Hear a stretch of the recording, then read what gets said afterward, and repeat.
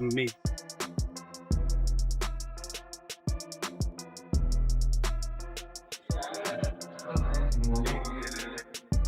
Final countdown.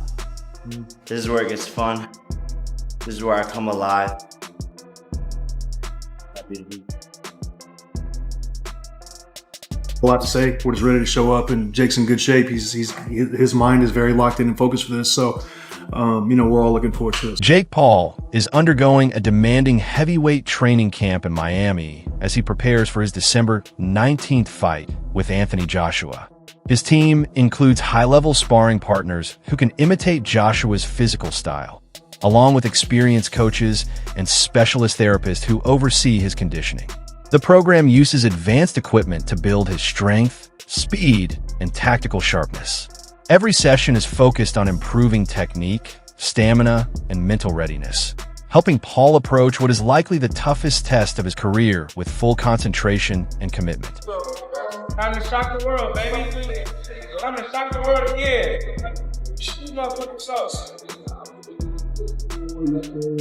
Jake Paul's preparation for his bout with Anthony Joshua is described as a demanding and often unseen commitment, with his coach noting that most of the hard work behind the scenes goes largely unrecognized.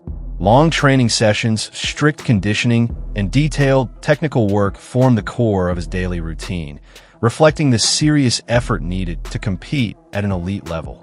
Facing an opponent as prominent as Joshua adds to the pressure, yet Paul remains fully dedicated, pushing through physical fatigue and mental challenges with determination that goes far beyond what the public usually witnesses. How much is sacrificed in the camp, and Jake sacrificed a lot to get ready for the last fight on top of releasing the new brand W, and so he needed a break, and so we took a month off, got right back in there, and now we're getting ready for Mike, and we're not as heavy as we were before, which is a plus for us. I didn't want us to go back up, but you can guarantee he's gonna be ready to fight that.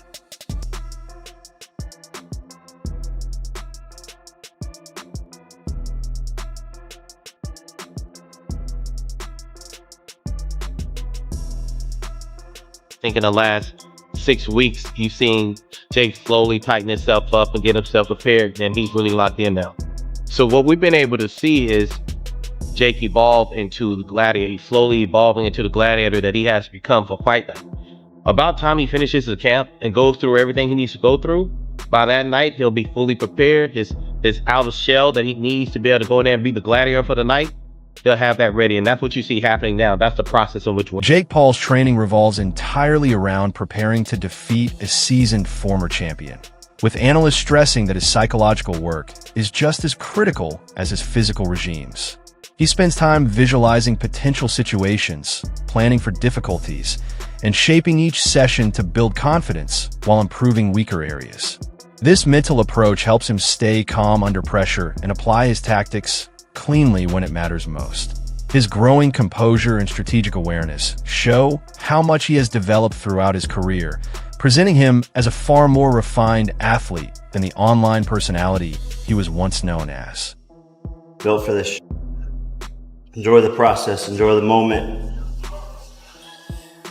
When it's over, I'm gonna be missing these moments.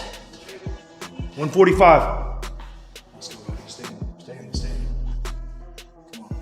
Jake Paul's sparring work has become an essential part of his build-up, with members of his team noting that he regularly challenges himself against seasoned fighters and has even outperformed some of them during sessions.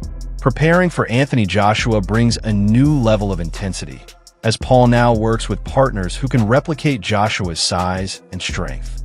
This is exactly the kind of test he wants, training with opponents who push him hard, expose weaknesses, and force constant adjustments.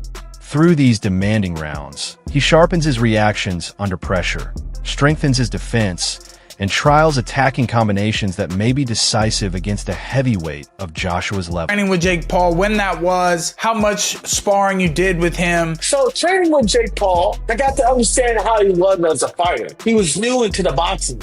He was developing at a very quick rate. This guy trained his ass off. Like, we would spar twice a week in the hot ass gym in Puerto Rico. I don't wish that on my worst enemy. Dude, when I tell you Jake was beating up all these professional boxers who was sparring him. It was just one of those, like, bro, he was whooping their ass and sending them home. That same night, he told everybody bluntly, I'm sending you, and home. Only person saying he's this guy, Anthony. And he was like, the reason why, because this motherfucker's coming here and giving me work that I need. None of y'all is giving me the work y'all. Tony Jeff, a well-regarded boxing coach, describes Jake Paul's current training camp as exceptionally demanding, resembling the type of preparation usually seen among Olympic athletes. Paul is using advanced technology, tailored conditioning systems, and coaching that targets every element of high-level performance. The program is built to enhance power, speed, stamina, and technical skill in a balanced way, allowing him to adjust rapidly to challenges and stay sharp from the opening bell. Jeff explains that, unlike traditional camps that may emphasize one area, this all-round structure ensures Paul is ready for the broad range of difficulties he is likely to face against Anthony Joshua.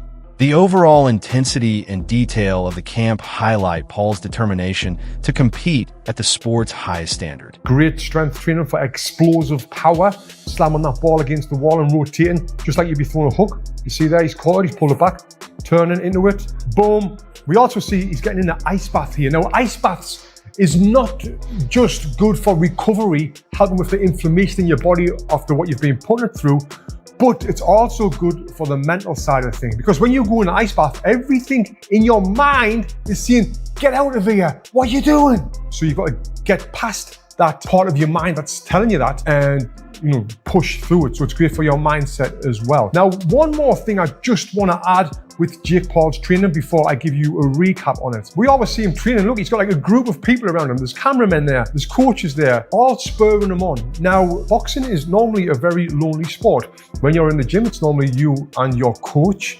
Unless you're dealing with a group of people, it's harder for you to get the one-on-one attention that you need. So when you're fighting as a pro, when I was fighting as a pro, it was often just me and my coach. Sometimes there will be another guy in there as well. Sometimes my dad would come, which really helped push me through the session. But when my friends did ever come, maybe one session here and there, that spurred me on even more to get the most out of us. As we see here, he's got people around him all the time. Cameramen, coaches, friends, strength and conditioning coaches, his boxing coach, and he's just his full team around him who's getting paid. What that does is help the fighter, in this case Jake, get more out of the sessions rather than being there by himself, which I think is great. When I was training for the Olympics, we had that sort of support around us and it was amazing. But when I turned pro, that went out the window because you've got to pay for that support. So now my final thoughts on Jake Paul's boxing training. There isn't anything I can pull apart here. Dan Raphael, a long-standing boxing commentator, notes that Jake Paul has made clear strides since his loss to Tommy Fury, showing sharper technique, better conditioning, and a deeper sense of tactics inside the ring. Even so, he stresses that Anthony Joshua presents a far greater challenge, and that Paul will need to apply these improvements flawlessly under pressure. Raphael's view combines encouragement with caution, recognizing Paul's development while acknowledging the scale of the task ahead. The host of the Wade concept offers a similar measured tone, warning that although confidence is essential, it can cross into unrealistic self-belief if not grounded in the facts of Joshua's power and experience. He argues that Paul must pair mental strength with honest preparation, as stepping into a heavyweight contest with misplaced certainty could put him at serious risk. He's actively like, yes, I am going to knock out AJ. And in any other timeline, we'd all point and laugh. And some people still are pointing and laughing, but I'm just sitting here going, what has he seen that makes him believe that? Not only of what's happened to AJ, sure, he's been knocked out by Daniel Dubois, another 240-pound champion of the world, but what has he seen in himself that makes him think he's going to knock out AJ when he hasn't knocked out anyone since Mike Perry? And Mike Perry, as we know, is not a high-level boxer. He hasn't knocked out a high-level boxer. He could hurt Julio Cesar Chavez, but Chavez knew to cover up and not engage. Maybe he thinks AJ will engage with him, and AJ does do some bad things in the pocket. Again, we'll save it for another video, but the only thing I can think of, and I said it at the beginning of this video, is Jake is absolutely delusional, and he's convinced himself of what's going to happen based on very outlying data, right? The Daniel Dubois knockout, how he struggled with Usyk. Hey, who are you fighting, when, and why? I'm fighting Anthony Joshua because I'm fucking him. What?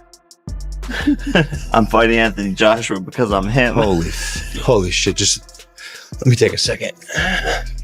Is this motherfucker out of Dude, his it's mind? light work. Light work. Well, at least my good old friend Tyson Fury believes that I can win. If Jake Paul fights Anthony Joshua, I'm putting £1 million on Jake Paul. I want some free money. Smart man, Tyson.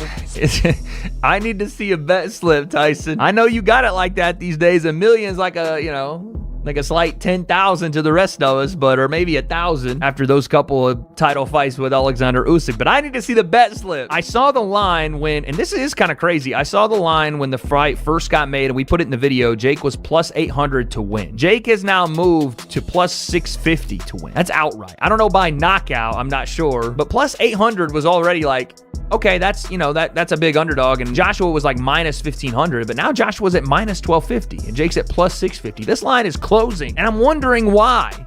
What are people seeing? Make no mistake, this is the biggest fight of my career. I'm walking into the lion's den. I'm doing something that no one else has ever done before. I, Jake Joseph Paul, will knock out, defeat, and embarrass Anthony Joshua Friday, December 19th, live on Netflix. My voice cracked, I'm still going through puberty. The biggest fight of 2025, USA versus UK. He's got the belts, the size, the history, but I have the balls. Be careful what you wish for. Jake versus Joshua, Judgment Day. He has a 90% knockout ratio, but I have a 100% chance of drinking this Celsius. Okay, there we go. Ads only. Yeah, I mean, having balls is good when it comes to making a fight like this, when it comes to, you know, putting yourself out there and again, just operating on self-belief, but it isn't going to win Jake this fight. Him being ballsy is not going to win him this fight. Like, him making the decision to take this fight is ballsy. And we can all say it, and we have said it, and I feel like it's starting to become a thing where it's like, that's the only thing we're saying. I feel like everybody is just pointing out that Jake has big balls for doing this, and that's a ballsy move. And that's correct, but we established that already. So now let's talk about the fight itself. What about Jake's ballsiness is going to win him this fight? The fact that he wants to throw, the fact that he'll mix it up, that may be the worst thing that Jake could do, is mix it up with Anthony Joshua, because again, you get into 50-50s with a guy that can crack like he can, 90% finish rate. He'll put you on the canvas. He's done it to so many other heavyweights. And yes, AJ's